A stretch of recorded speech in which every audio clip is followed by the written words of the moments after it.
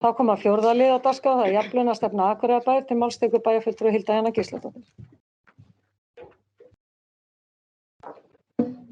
Forseti, ágætu bæjarfulltrúar, jafnlaunastefna Akureyrarbæjar var tekin fyrir og samþykkt í bæjarráði þann 7. apríl síðastliðinn en málið var áður á dagskrá bæjarráðs þann 17. febrúar.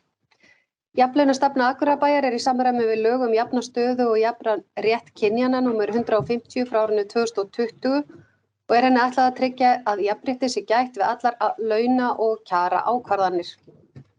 Launaákvarðanir skulu vera gagnsæjar, byggðar á málefnalegum forsendum og miða að því að greiða starfsmönnum sömu laun fyrir sambærilega og jafn verðmæt störf. Hún hér lögð fram til samþykktar en með gögnum fundarins má einnig finna verklagsreglur bæjarráðs kjaraákvarðanir og hlunnindi. Það bæjarfulltrúi Hilda Jana Gísladóttir lokið máli sínu, orðið laust.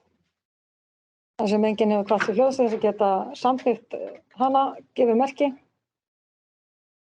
Það eru einhver hana? Vanda Sunnu.